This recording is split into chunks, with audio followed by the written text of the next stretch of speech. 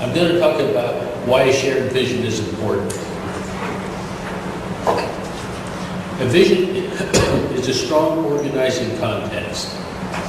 It's kind of like a healthy body. If there's a cancer in a healthy body, it's there because the body has begun to break down and the organizational context is weakened.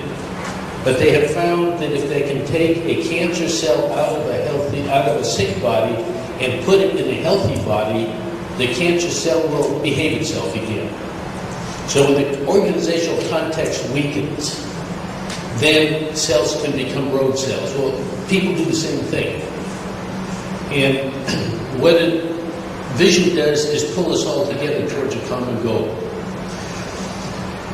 In that sense, the vision is built around the context of interpersonal relationships, how we treat one another. And it also has some distinctive characteristics.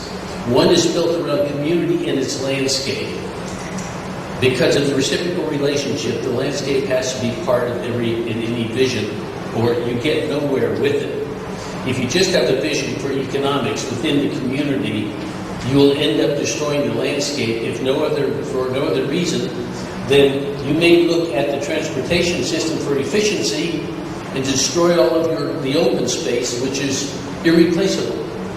If you look at it from a point of effectiveness, and you want open space as part of the vision, then you have the open space. And why is that even important? Well, so many communities are losing the night sky. What is the night sky? That's your basic entrance into a relationship with the greater universe. It's not the sun during the day. You can't look at it. It's not the winter storms. It's the stars in the night sky. And mythology is how we have continued to tell the stories of human history. And the night sky has so inspired us in reaching outward that the constellations are based on mythology.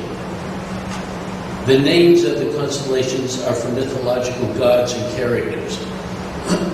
So open space protects the night sky from light pollution, which can travel hundreds of miles from a city and actually make extinct creatures 100 miles away that require darkness as part of their habitat. This is happening in the U.S., especially in California. But the other thing open space does is it captures and stores water. And people seldom think about that. Storing water close to a community is very important. And if global warming takes the course it is projected to take, storing water will become even more important, and open space, therefore, will become more important. So looking at it as part of the landscape is critically important. A strong organizing context, like a shared vision, has some distinctive characteristics. It tends to focus on a wide range of human concerns, especially, and this is the critical part, feelings, emotions, and their attendant values.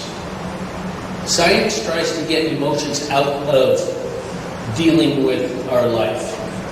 Politicians over and over and over in agency say, no emotions. This has to be practical. It has to be realistic.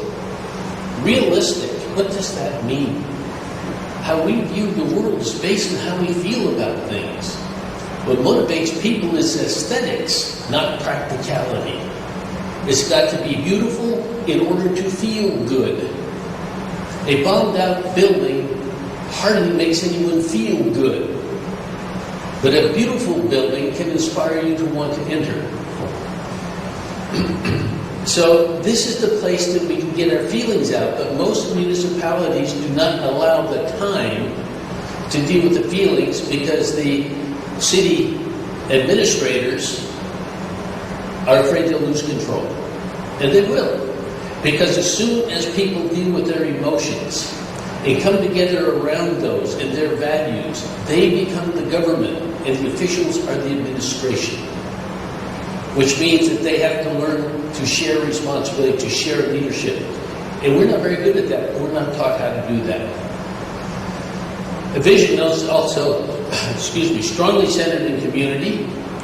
It can use alternative scenarios to explore a possible future outcome by depicting in words and images that which a community is striving to become. Now, it's also ideally suited for public involvement and depends on that in order to have validity. It's ideally suited to creative graphic imagery, which is important because most people, 75% at least, are visual in how they interpret things and see things. And this goes a long way in fulfilling an ancient Chinese proverb. I hear and I forget. I see and I remember. I do and I understand. So the inclusiveness in the visioning process is the doing. And one of the things that's important, the communities failing over and over and over, is hiring somebody from outside to come in and tell them what they need to do. You do need to hire a facilitator from outside the community. I would recommend that because there's no baggage involved. There's no politics involved. There's no invested interest in the outcome. But make sure that the person that comes to facilitate is only a midwife, a guest. They must remember they are a guest. They hold no power. They're only to guide the process. And the people in the community have to struggle with that process in order to own it. It can't be given to you because you won't appreciate it. And once somebody from outside, they don't know what you need. They know what they think they need, and they're transposing it to what they think you need. So when you hire a facilitator, hire someone that you trust, is a guest and knows they're a guest, and can midwife the process, but not take part in the process, because then they steal from the community. The other thing is, ideally, somebody who does a facilitation will pick somebody who appears to be a natural leader in the community, or when I work with indigenous peoples, I have the council pick someone they trust. And I have them up there with me and gradually hand the reins of conducting the meeting over to them. And I begin to kibitz with little notes. But let them do the work. Let them struggle with it. Because I have to make myself dispensable. So that the person there becomes indispensable to the community. But it's somebody they have chosen that they trust who can facilitate. They don't need to pay me to come in all the time. Then they become dependent on me, and then they don't know the process, even if they struggle with it. Ultimately, it has to be something that they can do. So when it's finished, they don't even know I existed. And they can say we did this ourselves. Then it's theirs. And that's the critical part.